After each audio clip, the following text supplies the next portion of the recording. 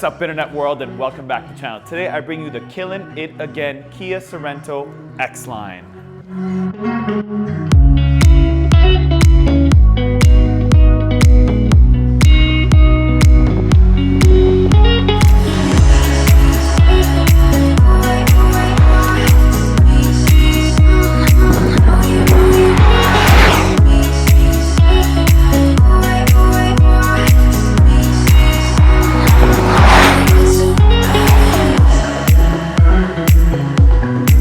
Alright, so this is the all-new Sorento, and I don't know if you guys know what the old Sorento looks like, but it was... This one, on the other hand, is magical, and we'll get in that in a second. But you're looking for a 7-passenger and you don't know where to look. But here we go. This thing, it actually comes as a 7-passenger. I call it really a 4+2, and that is because if you get the higher trims, you only really get a 6-seater. You can't really get a 7-seater unless you get the lower trims. This thing is a 4+2.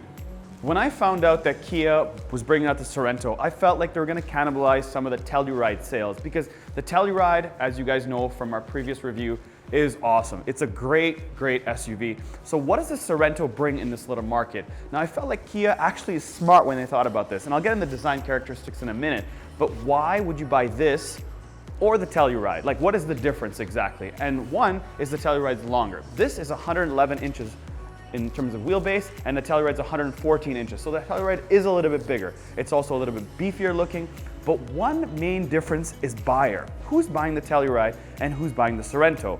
See, for me, when I look at this thing, I looked at really soft edges, really sort of typical SUV, but when I look at the Telluride, I think luxury SUV. I think like big, bold, muscular, sexy, image, money, that kind of thing. Now, before I jump too deep in the difference between the Telluride and the Sorento, I want to tell you one thing. Come take a look at this front end. This front end is probably the best looking Kia on the market today. Now, I know the Telluride's really good looking, but the design and the pieces of this thing. Now, the designer was actually just given sort of a bland format, and I'll tell you this, because the Sorento used to look like a minivan, so they couldn't make it all like bold and bad like the Telluride. They had to take the original concept of a 4-door sort of boring SUV and make it radical and exciting. So the designer, his name is SEO, like literally search engine optimization, Jawoon. Now this guy was a genius. He took little ice flakes and gemstones and tried to incorporate that in this grille. Now you can see that because this grille is beautiful. They used the tiger nose design. They actually have this sort of flare underneath with this LED, so they're really pushing lighting. Now this lighting is awesome. This front end is awesome. This hood, if you look at it, tapers up, but it actually is circular all the way around. It's a circular piece. It's not squared out. They've really taken this piece, and this is what I really want to emphasize with this specific thing. The design is awesome on every angle.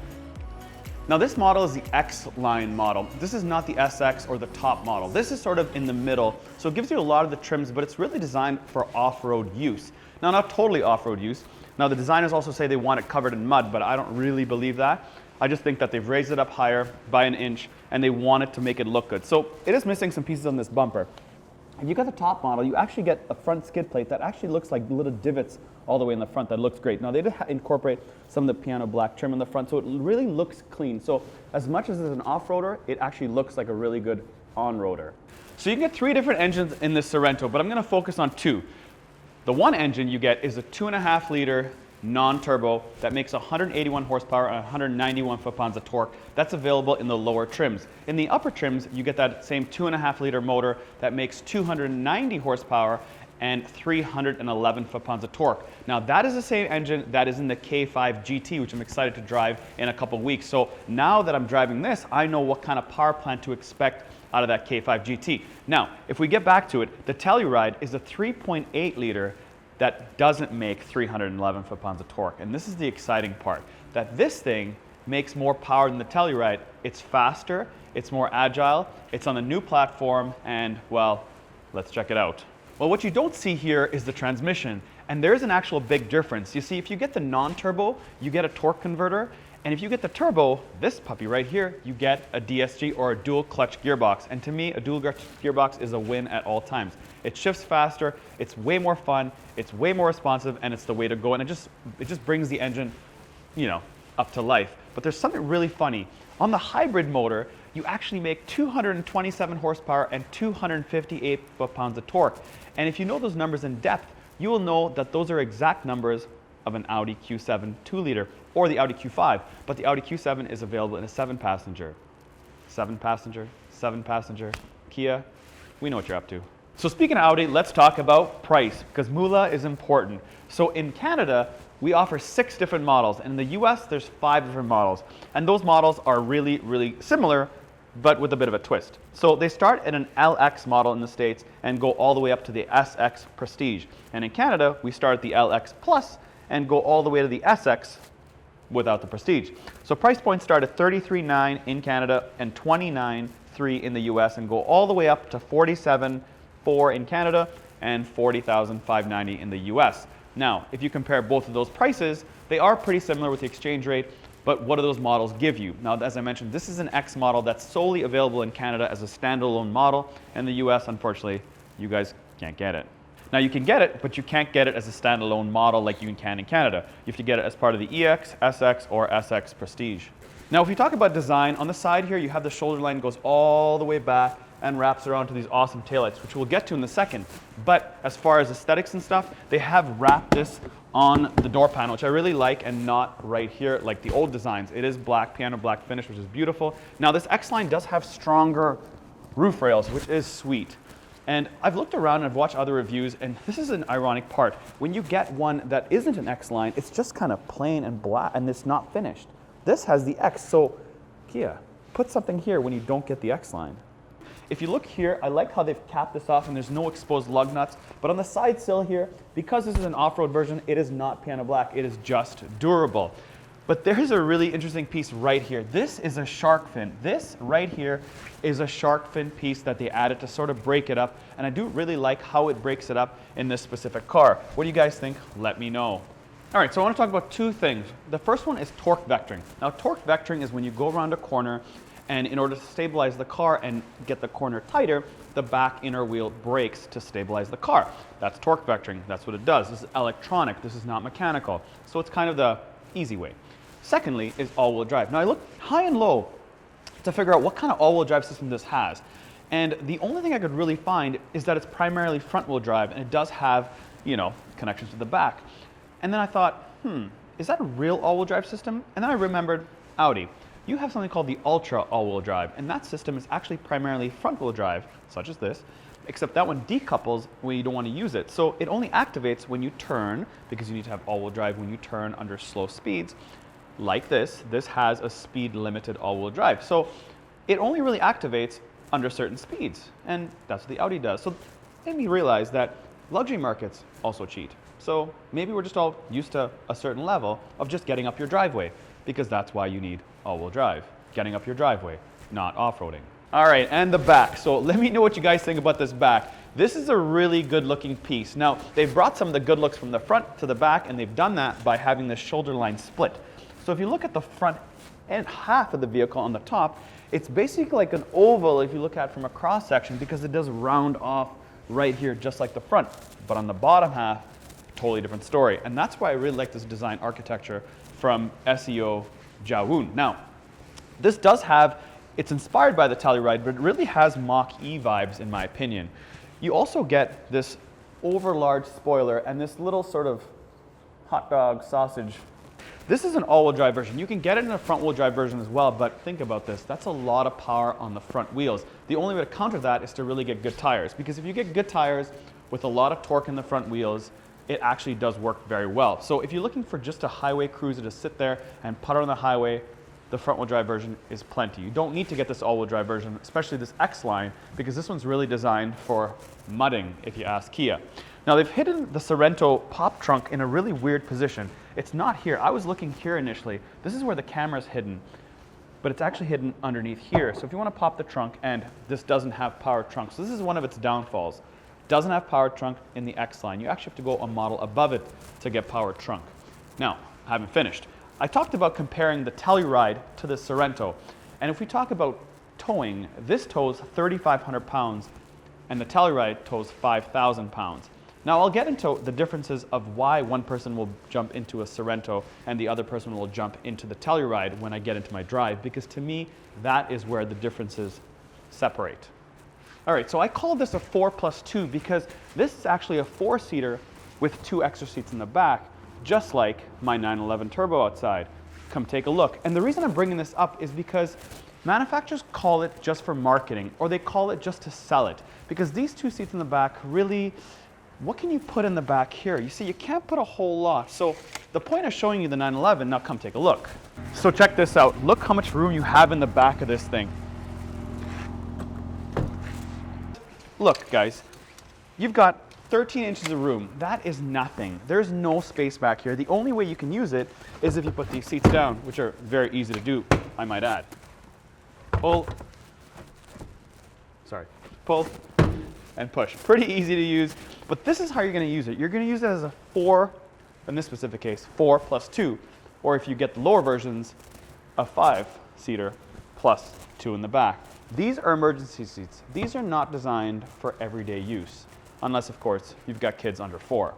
Now I'm not knocking the fact that this thing has a 3rd row. This is the smallest SUV you can buy with 7 passengers. So if you're looking at a 7-passenger vehicle, but you don't want something huge to drive around, this is a really, really good choice. All right, so I'm in the back of the Kia Sorento here, and this is the meat and potatoes when you're in. Look at this recline, yes. But this is like Europeans, Ryanair, Americans, Budget Airways. This seat moves forward, you know, not just the back, the seat moves forward.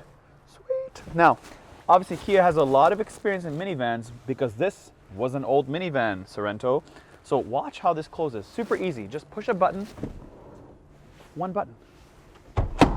Easy. Uno batuno. Push the button and get out the way. But there's more. Check this out. Look at this armrest on both captain's chairs, all the way down, and listen. It sets the height.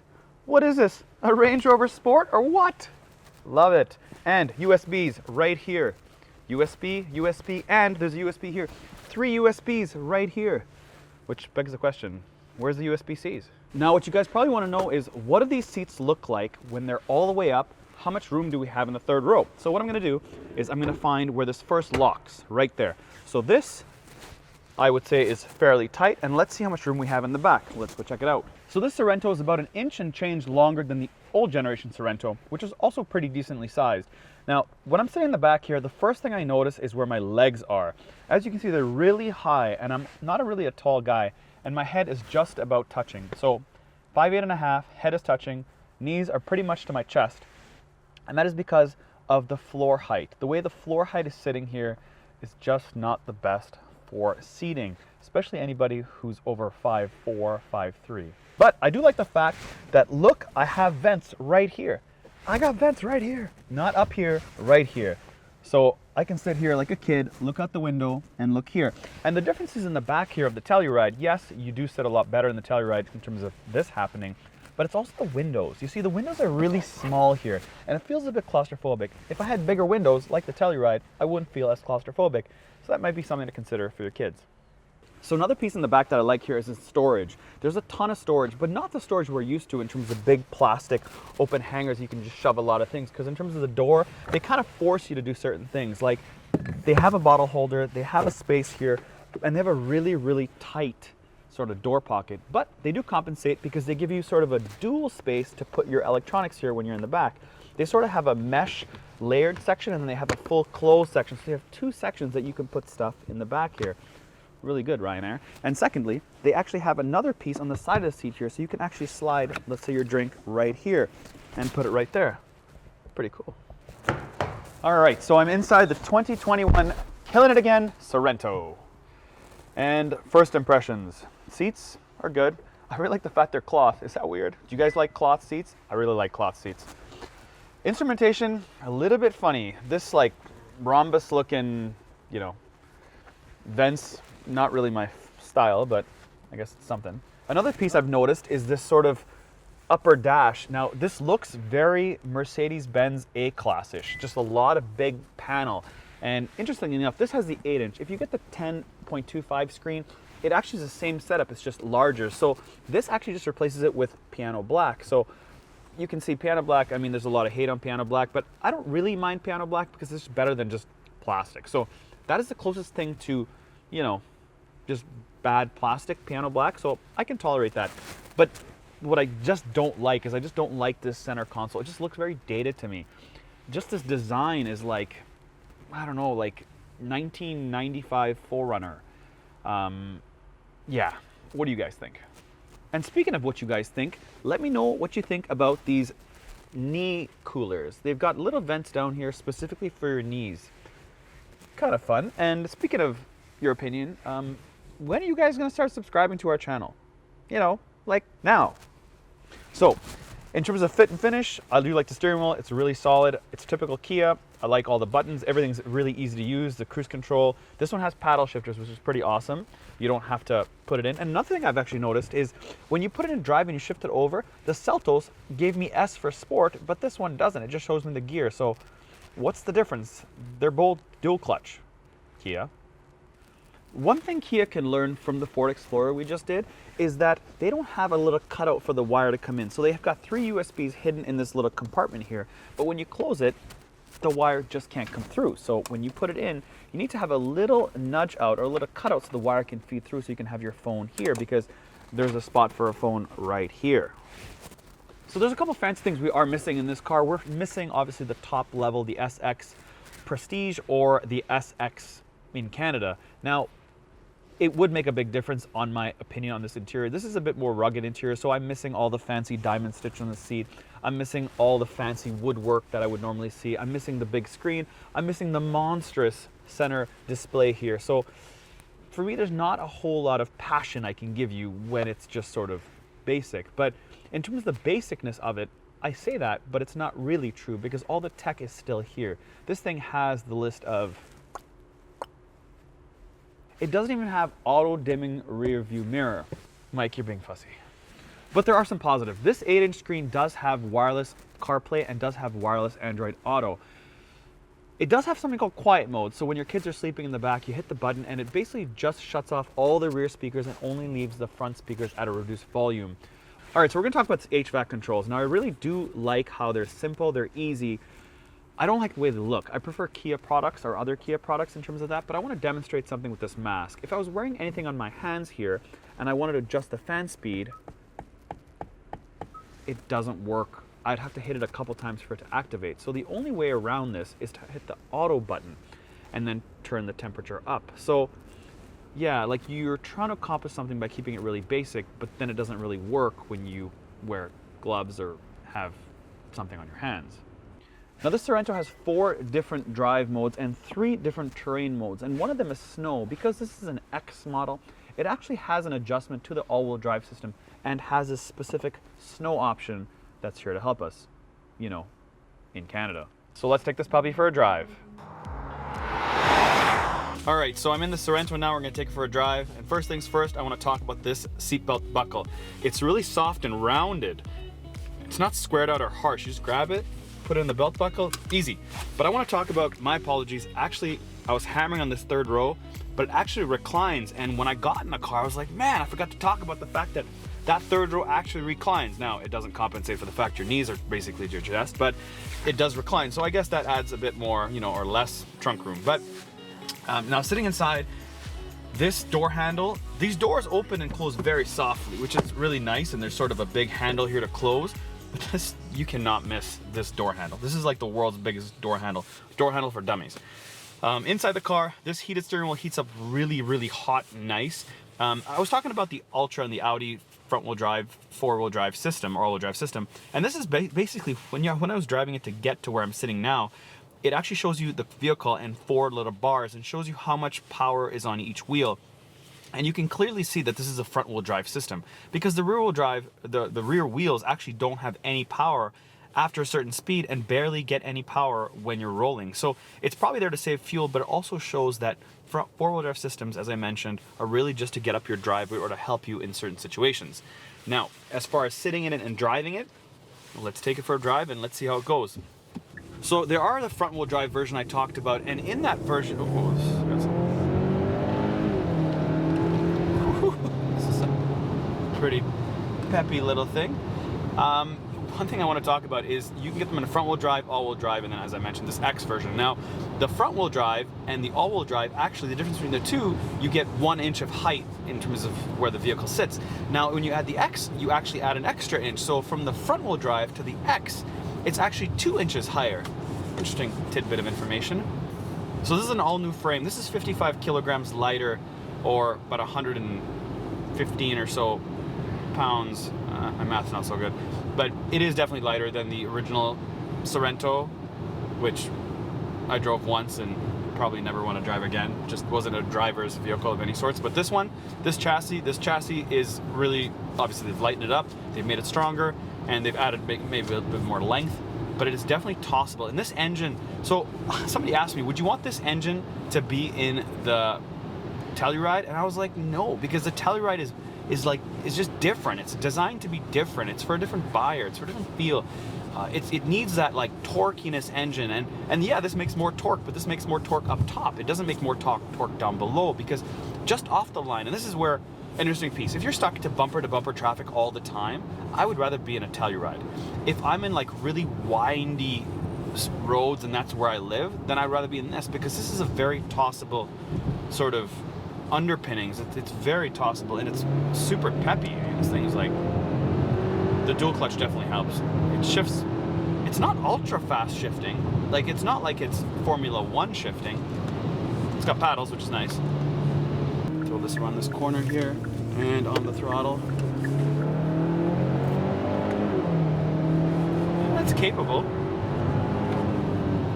This X-Line doesn't have some of the sexy tech like the Stinger does when you're indicating, and then you get to see in the camera that, you know, that side and that side. You don't get to see that. But I don't know if you really need it. There's a lot of room here to see. Nice big back doors. It's a good little chassis on the throttle and on the stop sign. So one thing I will say when it comes to off the line power, so come to a full stop here, and 1, 2, I'm gonna just make sure that we're not on start and stop here. Perfect. On the power, and now I'm just foot to the brake, foot on the gas, and let go. It's not really overwhelming. It needs to get into second gear. It needs to spool up before it starts pulling pretty hard. So it is fast, enough. It's not super fast, but it's fast enough. But where it really shines is when you're moving, and then rolling power, it's good. Yeah, see rolling power there, it's good. But off the line, not sure what's up with that. I would say that if a tire fell off the back of a truck and you had to avoid it, I would much rather be in this than the Telluride. And that gives you some perspective of the differences of handling between the two. All right, so let's talk about the meat and potatoes on why you'd buy this over buying the Telluride. And the Telluride, again, is more status. It tows more, it's more comfortable, it's got more space in the third row, so why would you buy this? You'd buy this if you just don't have a lot of room to park. If it's smaller, it's more tossable, you like a more fun vehicle, it's cheaper. It works out to about $5,000 in terms of overall cost differences when you load them right up. But with dealer markups of some of the Tellurides, it might even go as high as $7,000 or $8,000. So that's something to consider. So I hope you guys like this review of the Sorento. This is one good looking vehicle on the outside. On the inside, you probably have to load it up to really like it. If you'd consider one, comment below. Don't forget to subscribe. And as always, see you next time.